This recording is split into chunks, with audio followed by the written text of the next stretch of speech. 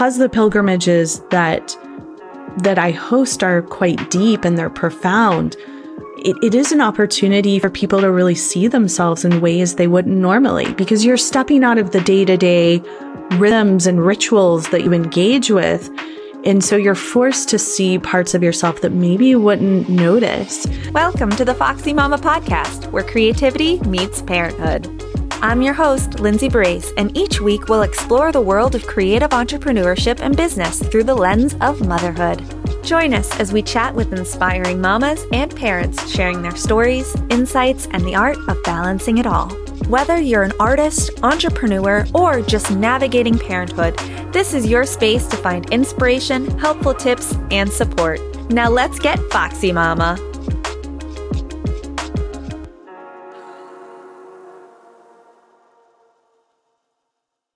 Hi, I'm Lindsay Barrasse, host of the Foxy Mama podcast, and I'm going to allow my guest to introduce herself. I am so excited to have you here.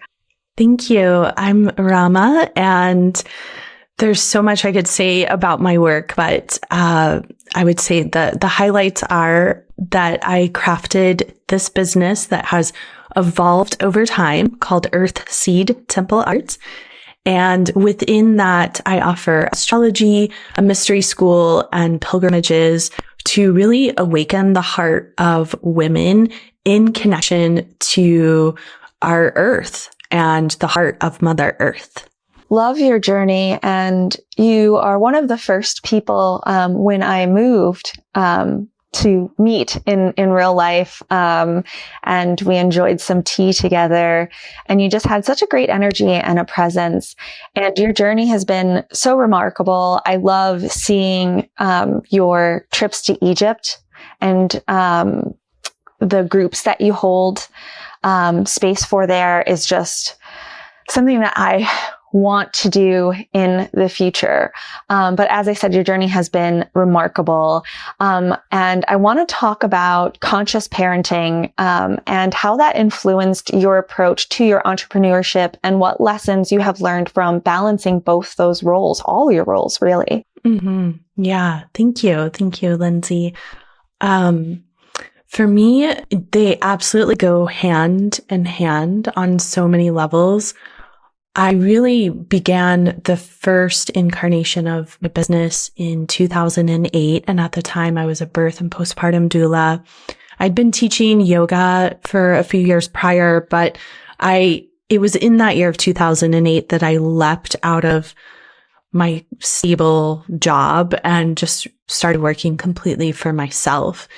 And it was at the beginning of that year, I was in a Kundalini prenatal yoga teacher training, and I got exposed to Waldorf education and newborn consciousness and prenatal consciousness. And it was through that my own consciousness really opened and expanded. And a couple of years later, I found myself pregnant and began my own journey as a mother. And so for me, conscious parenting has really fed into my business and allowed me to see my business as an evolution, not just as this stagnant sort of entity. In fact, as an astrologer, one of the things I love to work with people who have businesses are looking at like the astrology of their business's birth chart, because your business has its own sort of cosmology and personality and needs, just like a child does. And I consider myself in many ways like the mother of two, one being my daughter, which of course she will always come first, but also my business is like a baby, and it's really about, well, she's grown beyond a baby, but it's really about honoring that the business has its own unique identity and needs. And I know that this is a belief that I think is catching on more and more in these days, that having a business really is a form of a spiritual practice. And I think for those of us who are mothers and who are entrepreneurs, we can really give ourselves a lot more grace and space and compassion when we can relate to our businesses in that way and utilize some of the things we learn from conscious parenting and feed it into our business, and vice versa. Looking at some of the tools we might learn as a business owner and feed those into our parenting. So yeah, I love how you're offering this platform to really nurture women in this space. It's beautiful. Thank you for saying so. It's came to me. Like, I knew that I wanted to start a podcast for a very long time. And, I was like, oh, it should be about this. It should be about that. And with rebranding my business and everything, it just was just like, here, the universe wants you to do this. The universe wants you to share women's stories, share mothers, parents' stories about that work, that life, all the balance in between. Because it's not cookie cutter. It's not, linear. It's like, whew. And it's important that we share our journeys. And, you had, summarized your journey from, learning a few different things and then becoming a mother. Now, your child's almost a teenager, correct? Right? Yeah, she's 12. She's in 7th grade, and she'll be 13 in January. And I am just like, I can't believe it. It flies so fast. Yeah. And with your like travels and experiences, you've had the opportunities to witness like various walks of life all around the world. And I'm sure you're exposing her to all those different cultures. And how do you, kind of present that and, help other, mothers and empower mothers and parents just in general, from the conscious choices that you're making in your parenting journey, in your, way of living, your journeys all around the world, experiencing all those different cultures, as well as integrating them into your own parenting style and the life that you and your daughter share? Yeah, that's such a big question. For me, I think it all comes back to this sort of concept of evolution. And I say that, and I'm like, as I'm speaking to you, I'm looking at this art that I made that's actually in sort of honor of my business that sits on the wall above where I work. And in the center is this very large spiral. And I'm also an artist. Like when I was in undergraduate school, what I studied was interdisciplinary art. And I was a studio art maker and thought that that was what I was going to do professionally. And I've come to kind of see my work, especially pilgrimages, as like these installations, these art installations that are an offering to the earth, and also an offering to all of those who are courageous enough to come on these journeys. And I think so much of what I've learned to do through my work is to model what I want to see more of within the world. And so when my daughter reached the age of 7.5, I felt like she was going to be ready to begin to travel with me on pilgrimage. And as much as I can, I incorporate her into my global pilgrimages because, like you said, I want her to be infused with this witnessing of other cultures and also connecting into these sacred sites that live across our Earth's body. So it is really through that modeling that I feel like I'm able to inspire other attendees who come on the pilgrimages. And I would say probably the women I work with, it's about half and half are mothers and half are not mothers or parents, you know, and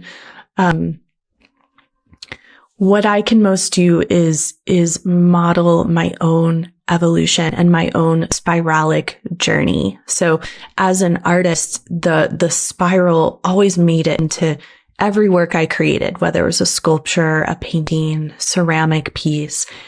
And I really feel that I walk this spiral path. And it's interesting because, I shared with you how the first incarnation of my business was so focused on birth and postpartum and really serving new and young parents in that great transition. And at this time now, when my daughter is about to turn 13, I'm also looking to how can I reinvigorate some of the teachings I was sharing back in 2008, 2009, 2010, and bring them into this current manifestation of my work. And I really see that as this like next layer on the spiral that I'm walking. And all of it's just sort of coming together layer by layer. And like you were saying with the beginning of your podcast, a lot of times it's about really listening. It's like listening and witnessing like what is before me and how can I best be of service in this moment. And I feel like for me, it has been such a gift to be able to do this pilgrimage work. I don't take it for granted at all, especially because in 2020, I had multiple pilgrimages planned and I had to cancel 2 of them, because of the global lockdown, but I still was able to kind of sneak away to Egypt in December of 2020 for the great conjunction of Jupiter and Saturn and winter solstice. So I went on my own journey, but there was a time where for most of us, we couldn't travel in the world. And I don't want to take that for granted, because I know we're at a time where our earth is shifting so rapidly.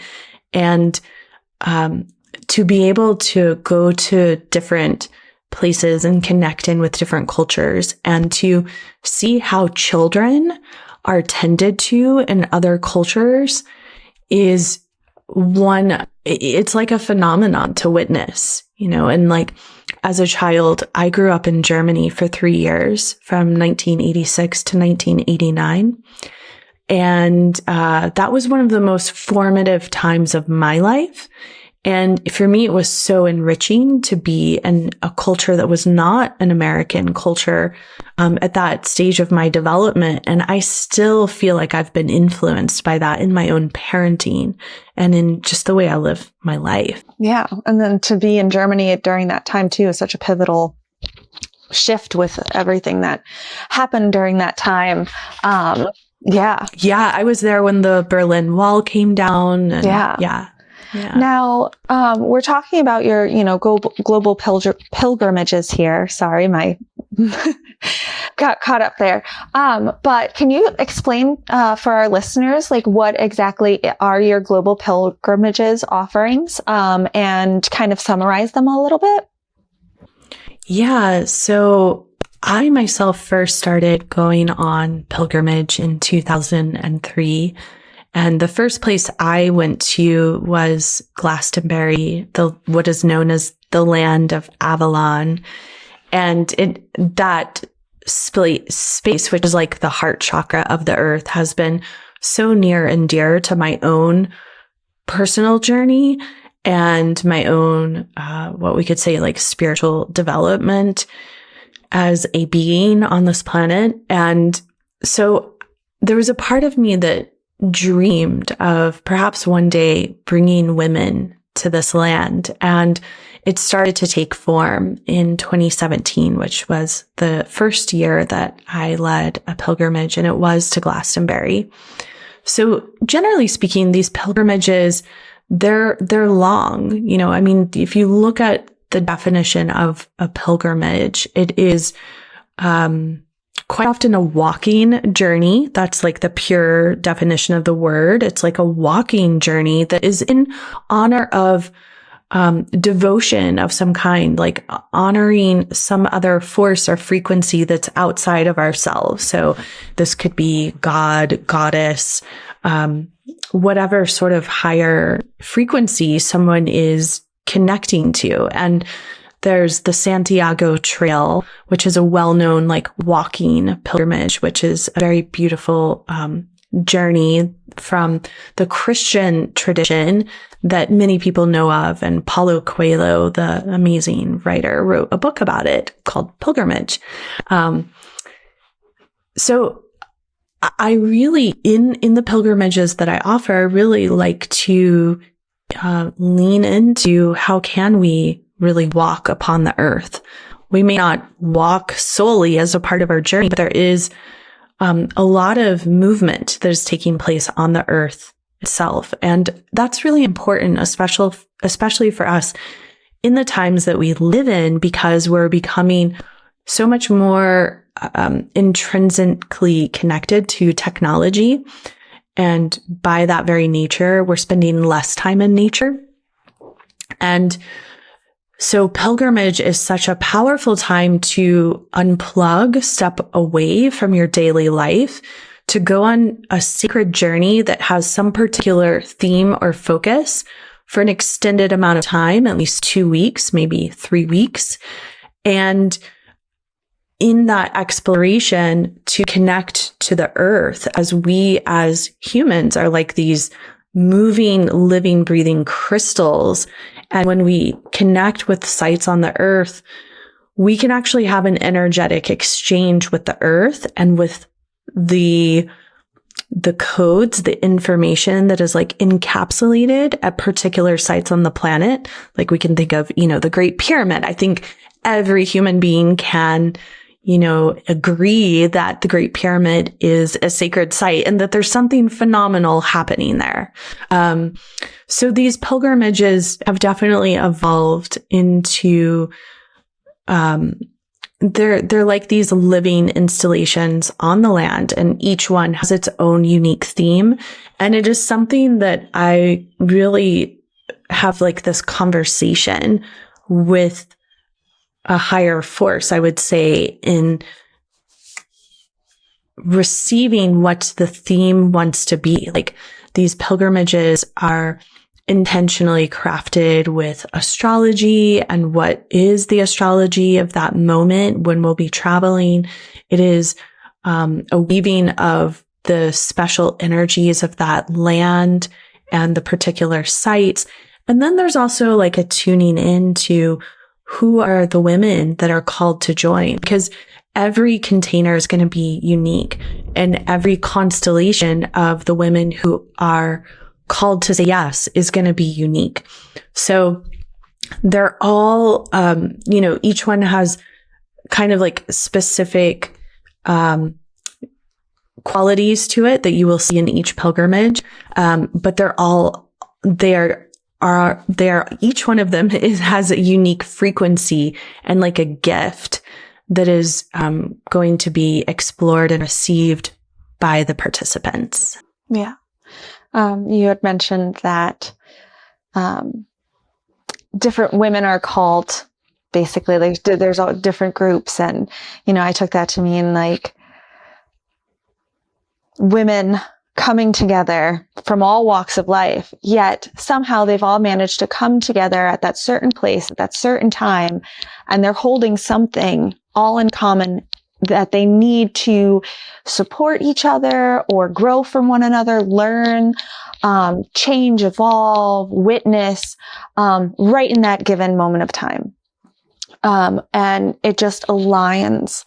And as I mentioned, before, like with the podcast, the universe was like, here, like, listen, open. And the same has gone for my own pilgrimage as a mother, and journey within that. And the people that I'm meeting and the people that I'm, re-meeting or reconnecting with are exactly the people that I need to be, in front of, need to be around, need to be supported by, need to support. Have you, what have you witnessed in the women who participate, and how do you incorporate the principles of women and empowerment with conscious motherhood for those that are mothers, and even for those that aren't mothers? Because I feel as women, we are all mothers. Even before the actual birth journey, we have that mother ability. And whether it's, mothering a plant or mothering a human, or even just our own energies, there's just all of that. We have that power within us. So sorry for going off on a tangent, but what transformations have you witnessed in the women who participate?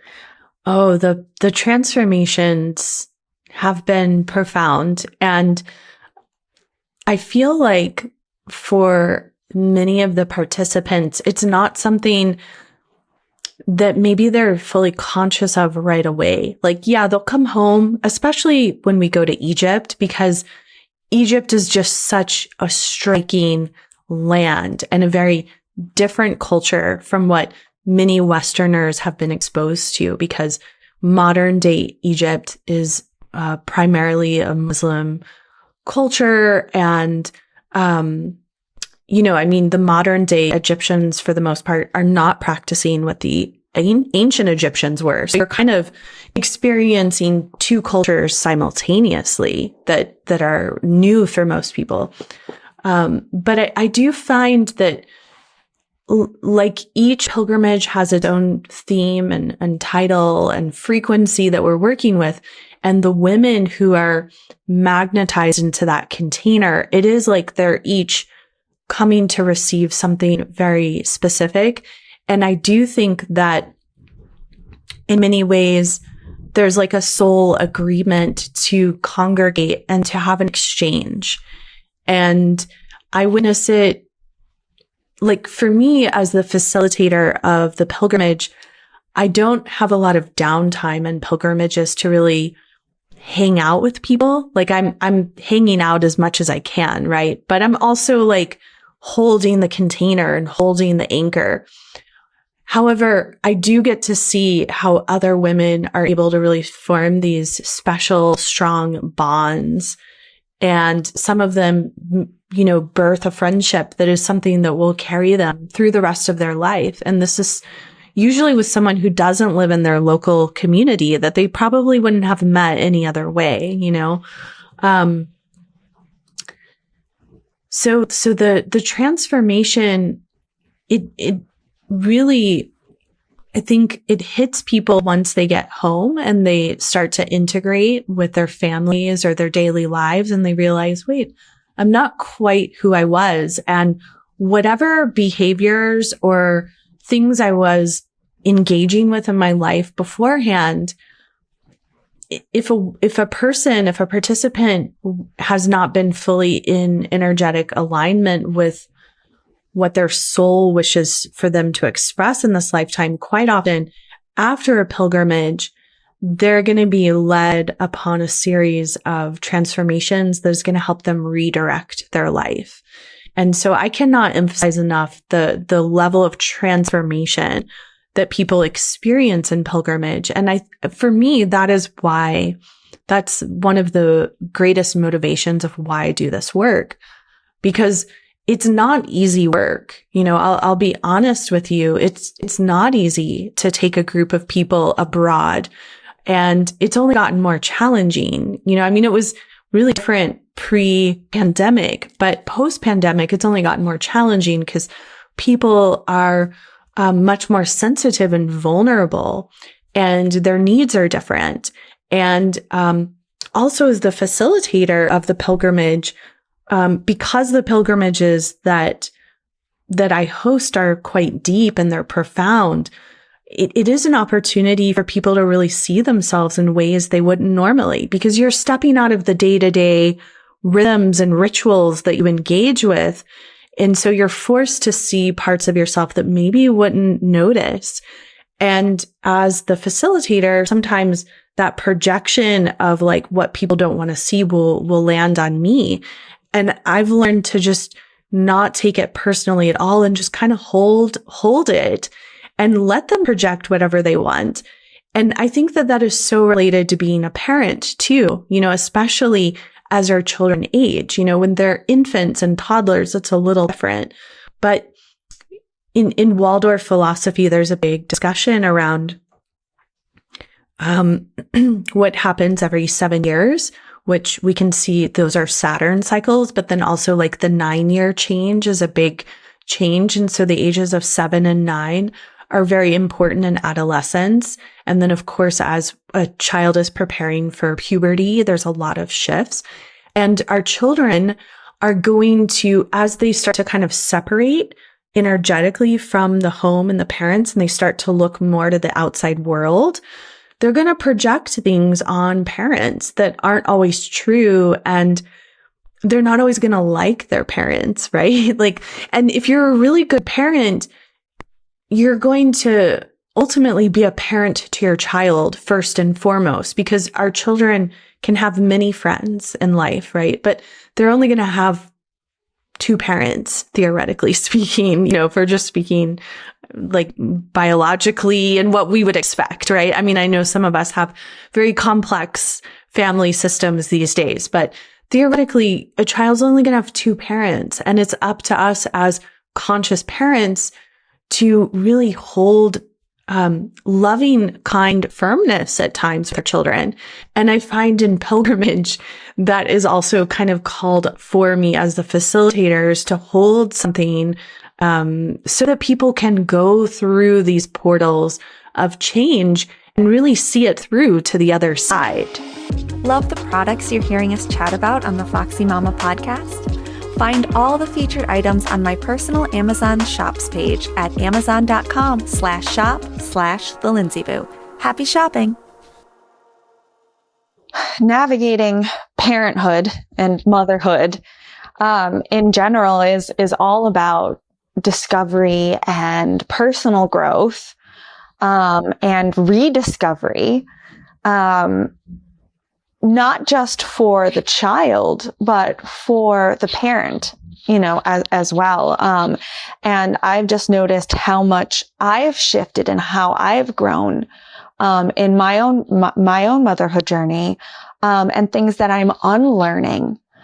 Things that, the learned behavior that I want to, steer away from, the, don't cry aspect, and just letting that shine through,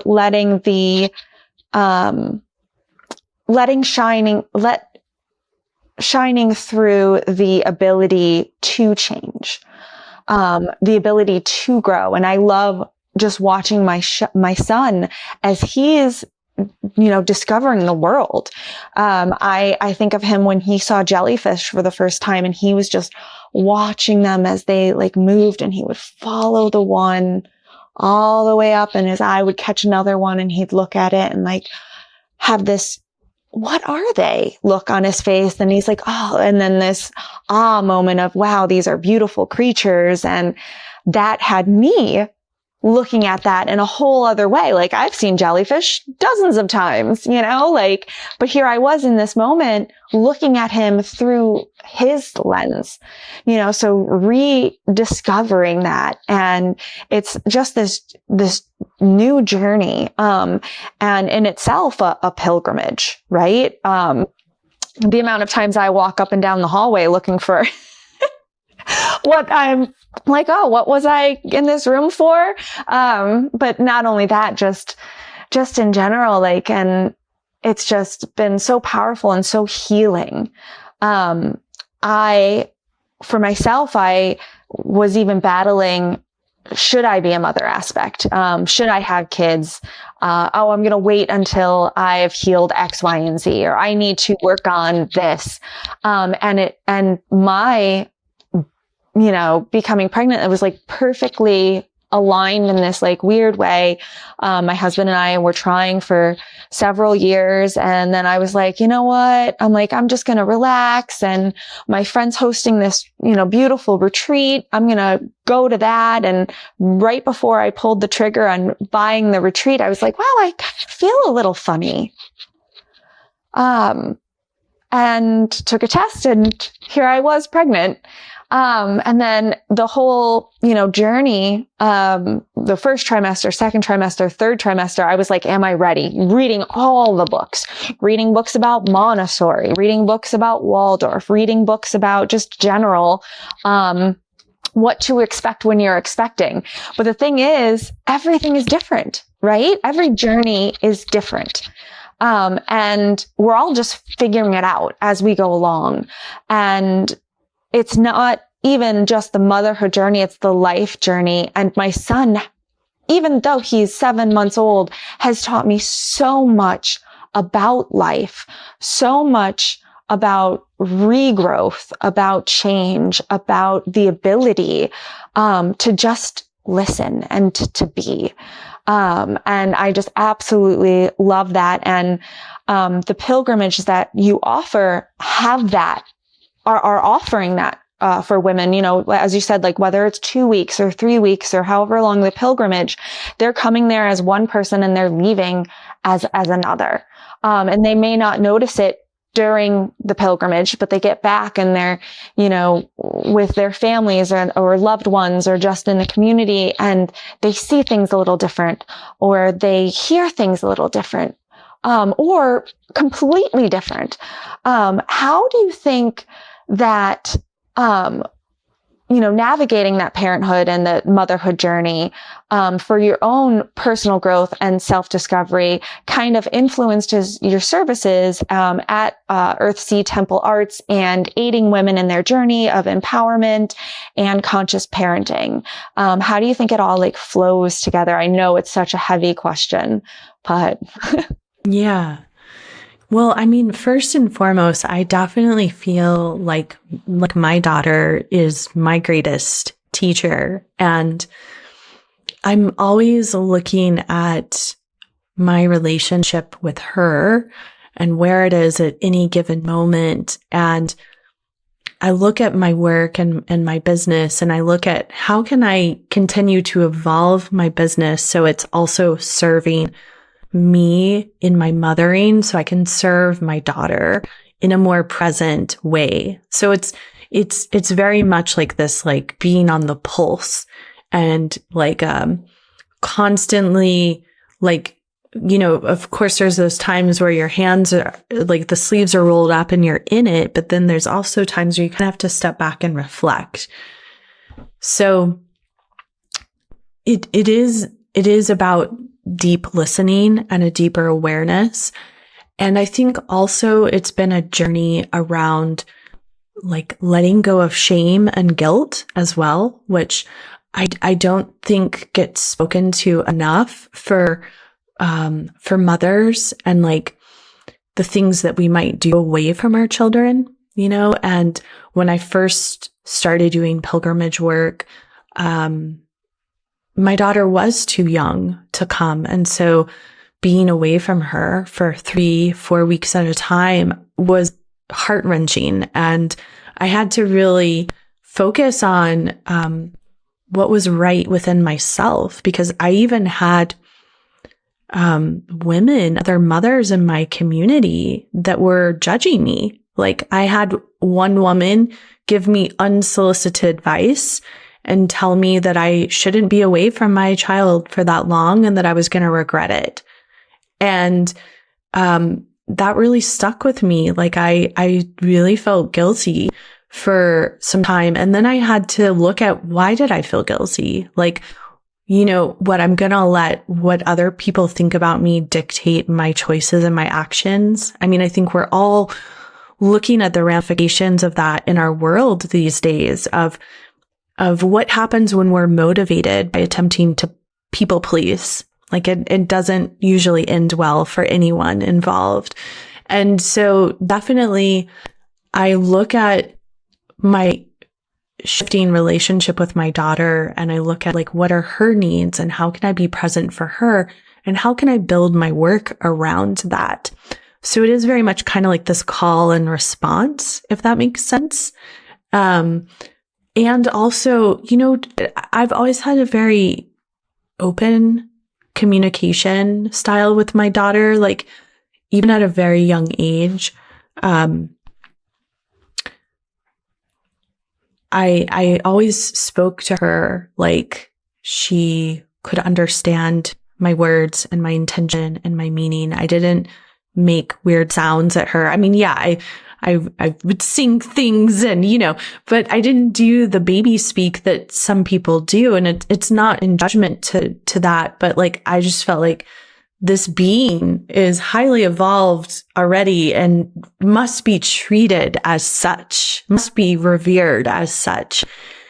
And so anytime I've struggled with like feeling guilty about having to do certain things for my work and how that would maybe perhaps leave a deficit in my time with my daughter, I've been very straightforward with her and I've shared with her my feelings and what does she need? And we've been able to converse about it.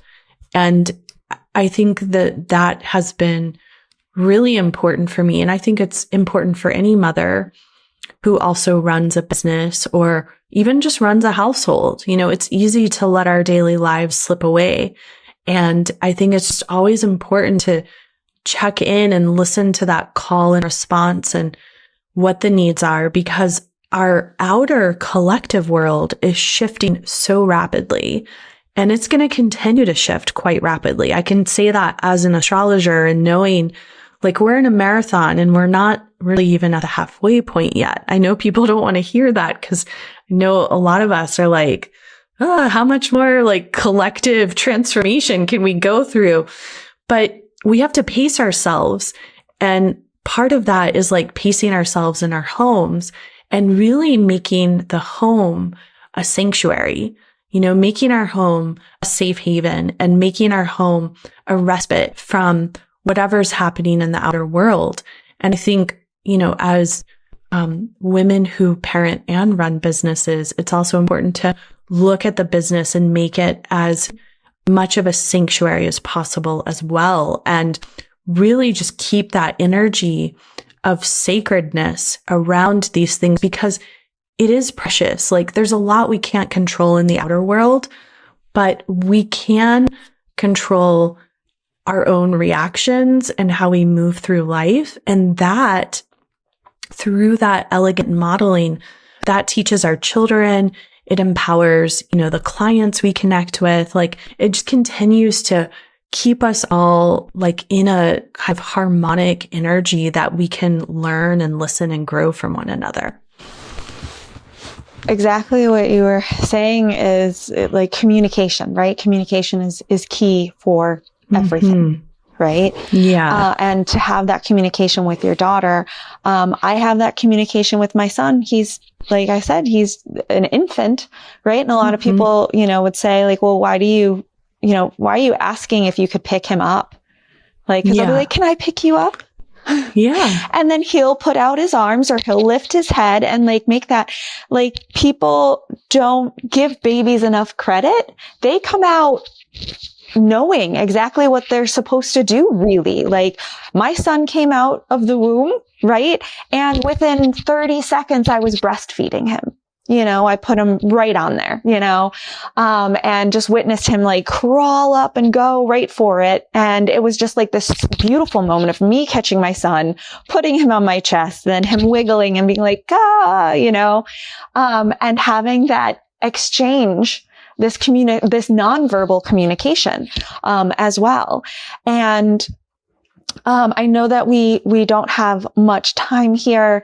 So I do appreciate everything that, we've discussed here. I just want to touch on a few more things, being recommendations. If you have any recommendations, for, books or, things that you find helpful in your day to day. That's so big. Is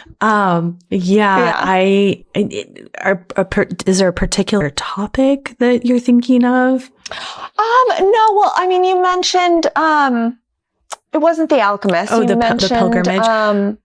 The pilgrimage book. Would you find that helpful for a lot of, listeners to kind of check out, in their own journey, whether it be, they're, I mean, honestly, if I was going to recommend any of Paulo Coelho's, I would recommend The Alchemist over it is, that. I mean, I read that book once or twice a year. It's yeah, it's like a classic. And like, yeah, my daughter's already read it like 3 times, it's like very available for many different levels. I do love that book. I'm the kind of person, it's hard for me to like just pick like 1 or 2 books because I've been such an avid reader from such a young age. And, as your books are all behind you. Yeah. Well, yeah, these are just a portion, but like, and like the thing is like people think that like, oh, there's a book where like I'm like learned so much and I've really like taken little bits from so many sources. I'm just trying to think about what I'm currently reading, and that there's nothing that it is like popping out. So I'm going to say pass on the question. Pass on the question. I'm sorry. Yeah, no worries. And then as I was like thinking, I was like, oh, I mean, I mentioned, or you had mentioned, creating that space, right?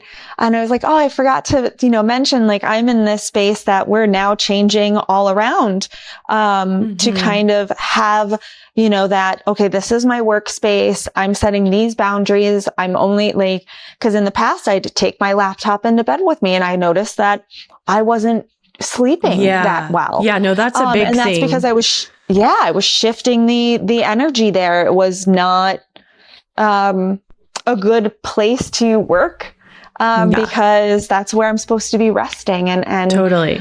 So just kind of creating that space. And as I'm in the midst of it all now, and trying to, figure out where everything goes, it's kind of like this metaphor for life. But I do want to talk about, you offer a lot of things, but you have the 7 keys to cultivate your unique daily practices available as a complimentary auto download. And I want to kind of explain what that is for listeners and viewers, and how they could access that and where they can find you across, the World Wide Web. Well, that's a gift I recorded for people because I had so many different people writing to me or asking me like, how can I create my own daily practice?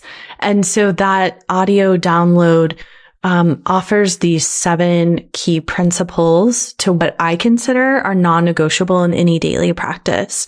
And so if you go to my website, earthseedtemplearts.com, and you'd be prompted to sign up for my weekly Venusian love notes. And when you sign up for those, you receive the audio download.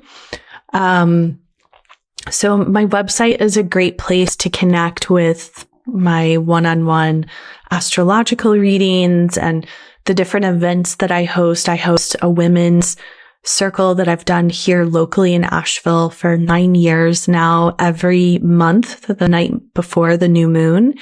And I also have a ton of different events that roll through that have global offerings so people can join in anywhere. And I have my own podcast, Stars, Stones, and Stories, which comes out every other week. And it discusses the current astrology and some of the energetic themes we're working with collectively. I'm on Instagram at Earthseed Temple Arts, and also on YouTube. You can search Earthseed Temple Arts and find a number of videos that I have, like some really kind of old, almost like vintage videos of Kundalini yoga and meditation. So if people are looking for support in that way, and some of the interviews I've done with some pretty phenomenal people out there. So those are like the main ways to stay connected in these days. And I also, in November, I'm going to be teaching my foundational astrology course called Skywalkers, and then this beautiful embodiment course called Earth Seed that helps people ground and anchor to the earth, and really good for people on a spiritual journey and looking how to understand some foundational principles. Well, thank you so much for being here, sharing the space, sharing your wisdom, your journey, your stories, and everything in between. I am so grateful to have you here in this little space as I go around this video, but I will link everything in our show notes as well as links in our social media.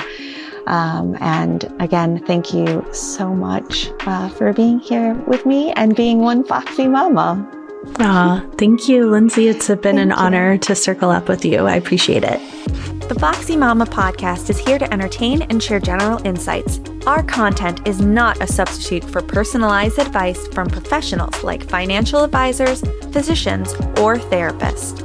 So enjoy the Foxy vibes, but consult the superheroes for personalized advice.